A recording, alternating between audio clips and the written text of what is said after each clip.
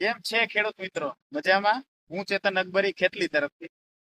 આજે હું એક મારા મિત્રને વાડીએ આવ્યો હતો અને હું જતા માટીને જોતો હતો ને એટલામાં મને ખ્યાલ આવ્યો કે અત્યારે બધા એમ કહે છે કે રાસાયણિક ખાતરના લીધે છે ને માટી ઉપજાઉ નથી રહી, માટી કઠણ થઈ ગઈ છે.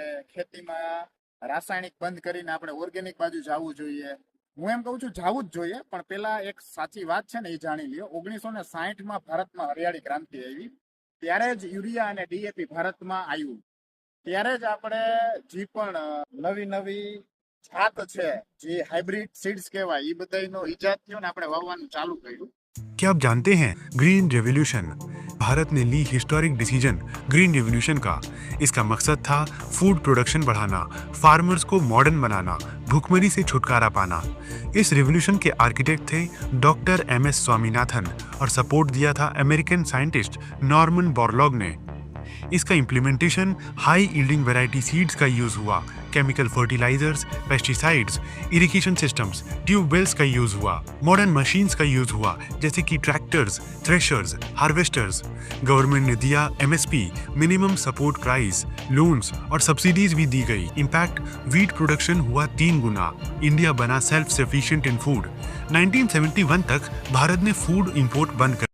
હવે એની પહેલા આપણે ખાલી ઘઉં છે ને એ પણ આપણે અમેરિકાથી ઇમ્પોર્ટ કરતા હતા. આપણી જેટલી વસ્તી છે ને એ પ્રમાણે આપણું ધાન એને પૂરું પડે એમ હતું.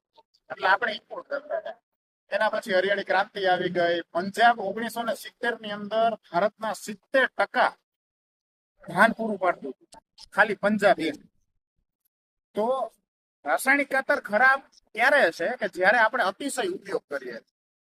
આપણે અત્યારે કેવું થઈ ગયું છે કે આપણે રાસાયણિક ખાતરનો જ ઉપયોગ કરીએ છીએ અને એ વધારે પ્રમાણમાં ઉપયોગ કરીએ છીએ. જો આપણે બેલેન્સ કરીને ચાલીએ ને તો ખેડૂત મિત્રો આ પ્રોબ્લેમ જ ના પડે.